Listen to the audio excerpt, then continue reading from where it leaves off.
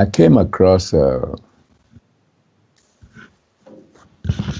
some quotation from a writer called Gary Spence, where he says, "I'd rather have a mind opened by wonder than one closed by belief." I got that from one of Anton's pages. So it kept my mind vibrating. So I looked at this. I looked at belief in this case as a kind of tap lining that closes all doors to further exploration, adventure, risk-taking, and all what you can imagine. Now, upon meeting the new man and reading the new books and studying the discourses, are we to believe, just understand, or what? It is certain that many new friends believe in the new man, or they will not adhere to what he's, they will not listen to what he's saying, they will not pay attention to what he's saying. So I want to ask the new man, what is the fine line between this and dogmatic belief?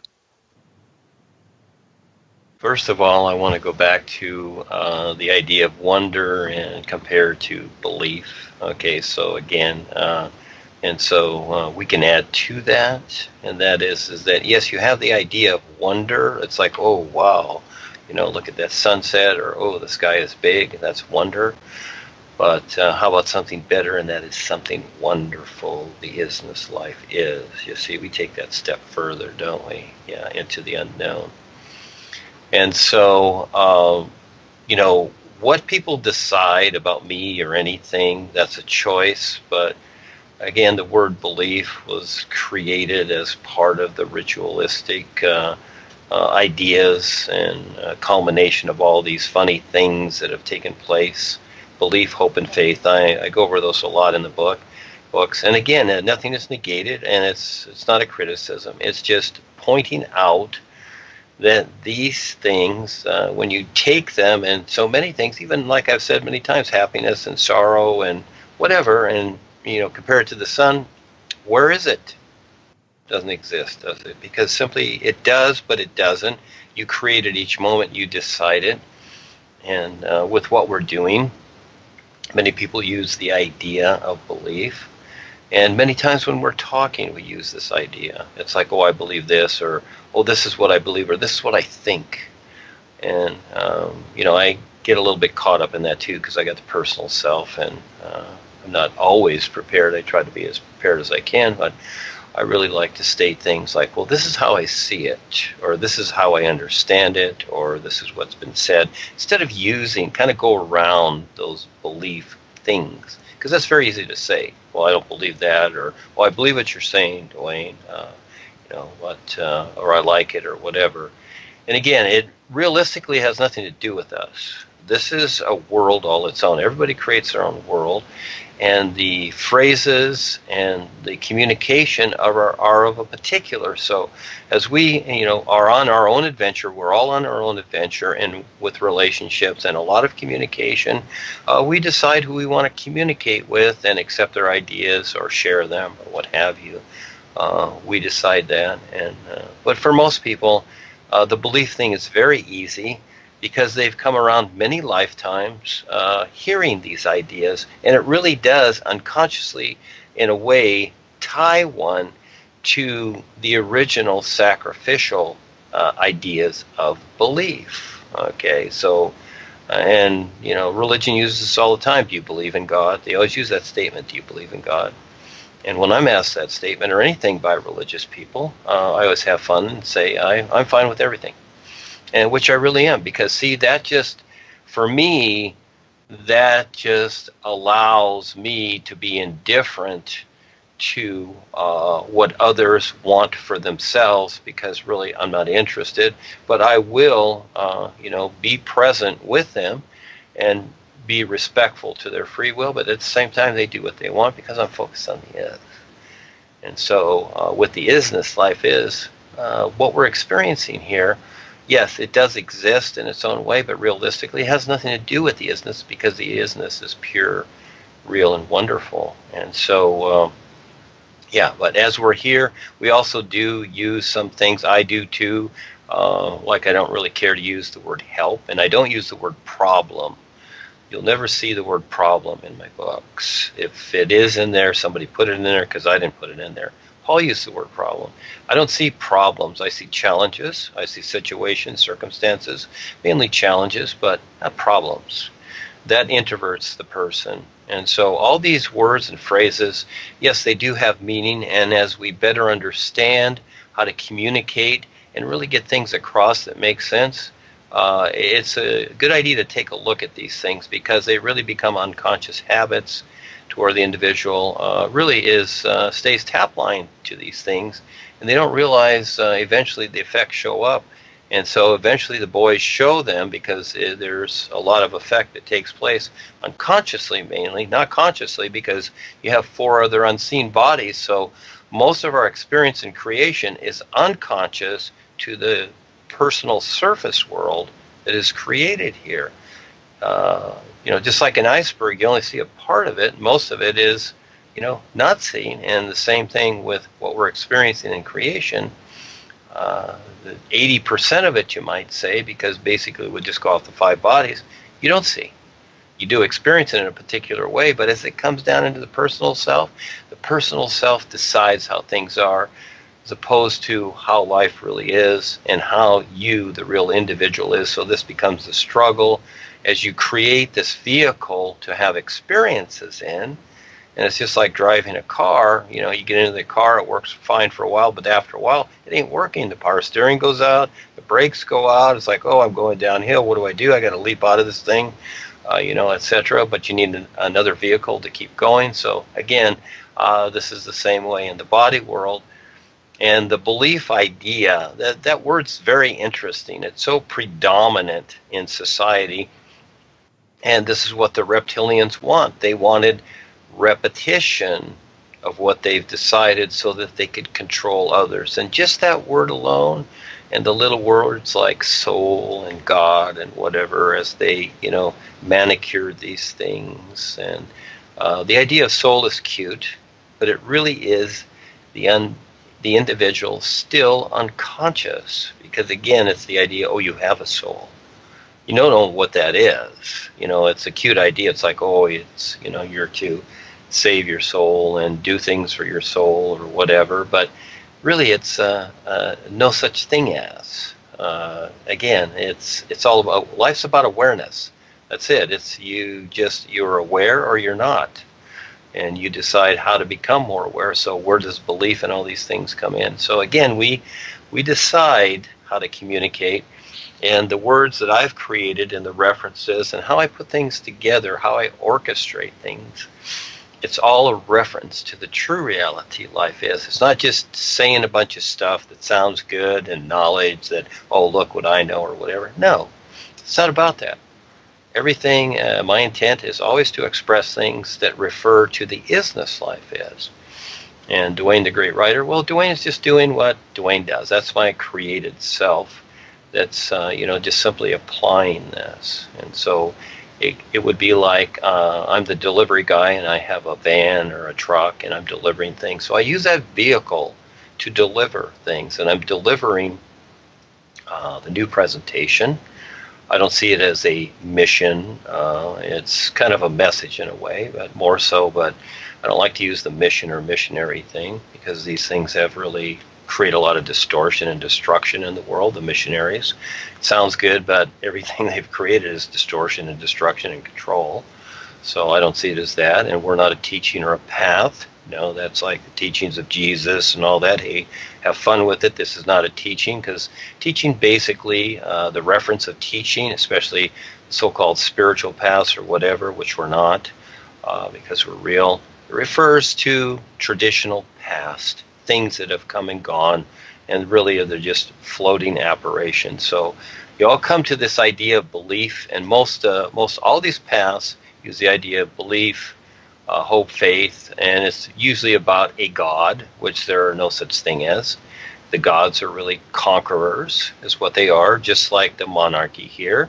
People think of them as gods, and they set themselves up, just like the Inky, the son of the Orion Queen. He set himself up as God, and they implemented a lot of this nonsense. These are the ancient astronauts, and they've left evidence everywhere. They did a lot of tagging. They didn't have spray cans in those days, so they got a lot of people to the created humans to, just like in the Ten Commandments, sit there and chisel, their messages in rock.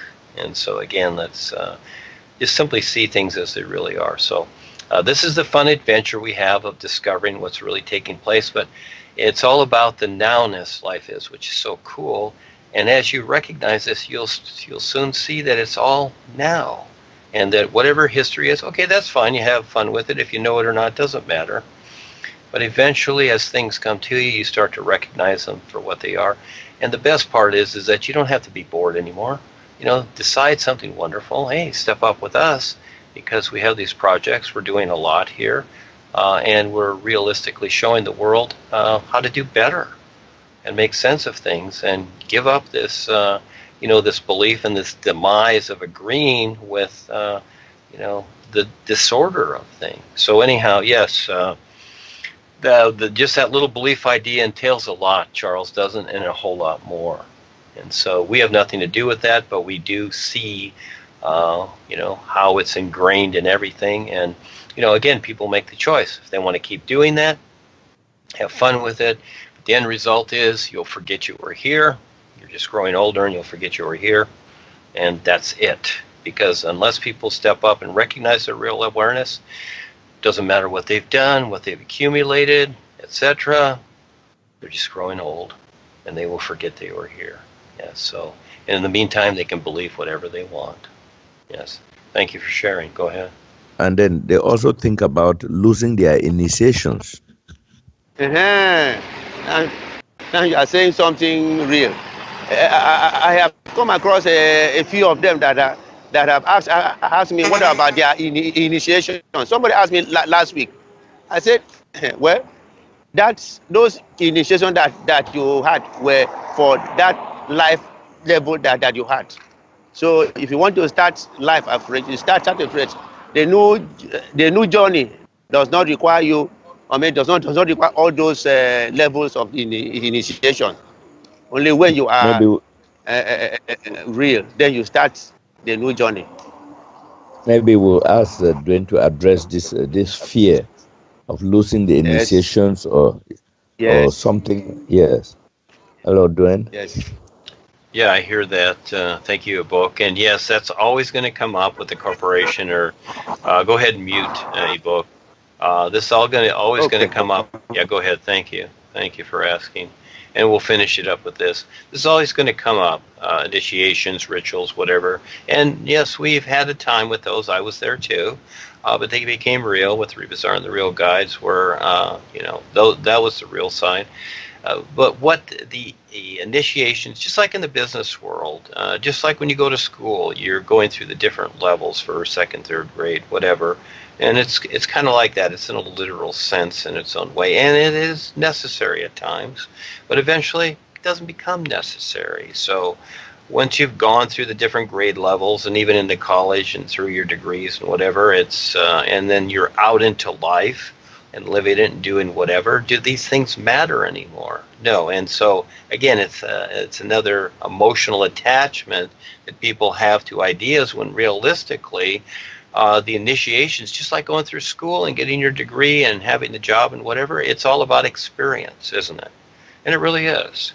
And so that's to equal your certain experience, your certain awareness, etc. And whether you have a confirmation from a corporation computer about whatever initiation you are, whether you have that or not, you still have the experience, you still have your awareness, don't you? So again, now that you have this knowledge of what's really taking place, you decide. Do you want to stick with the initiation idea and wait for the computer to kick out the next one? Because guess what? Joni that rules the corporation, she don't really care what initiation you are, but if she can control you more so and tapline you more so with the 5th initiation as an example, she'll do it, because that's what it's all about.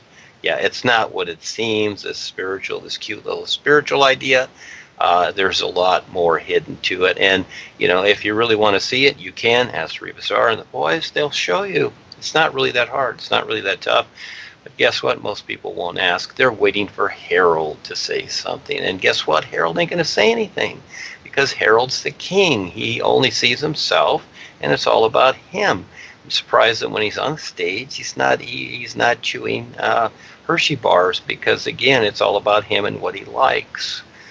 And again, this is how the business world is. We see it with the governments. We see it with the monarchy, the Vatican. We see it with everything. It's the self-like thing. It's all about me, me, me, me. And these are the controllers that handle the human farming, and people still bow and kneel. So if they want to adhere to the emotional ideas of initiation, that's fine. But realistically, life is bigger, and you really don't need them. You've come to the point where, hey, you don't need diapers anymore, but you decide you want to stay in diapers and, bow and kneel to Joni and her corporation computer, waiting for that next initiation. See, it's always fast forward, isn't it?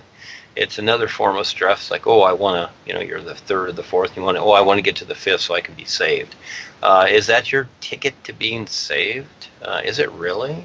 And just like the Christians waiting for Jesus, we'll wait for Jesus to clean up the world. Okay, that's his job, because we've said so, we've decided it, and he will save me, and I will be taken into bliss. Well, okay, that sounds really cool. Good luck with that. So again, yes, it's an interesting experience we're having here. And so with this, we'll end this. Charles, unless you have something else to add. We're a little over 2 hours here, and as always, it's wonderful. And guess what, Charles? It's already Saturday again, so get ready. Do you have anything you want to add, Charles? Thank you, Ibiok. Okay, Duane, thank you. I know it's Saturday. I'm sure the next Saturday is just around the corner. I'll be prepared. Yeah, I don't have anything to add, Duane. I think with that we can wrap it up. Well, you've done great, as always. Thank you so much. And yeah, it's very special, and this is for everybody here. Africa is an amazing adventure. Someday we'll be there. We've got a lot to do, the Vessel Project, etc. It's coming. It's already done on the real side. The adventure of life on planet Earth is very, very interesting. And as each person steps up and confronts what's going on, well, again, this is the challenge we're here for, to eventually wake up to where we can supersede it all together and become self-sufficient. It takes a little while to do that, but again, thank you, Charles. Yes, there's always more. It only gets bigger, bigger adventure, because it opens up more and you start to see more, and eventually standing real with the real guides and the all is in real universes, and seeing how all this works, and then it even becomes better.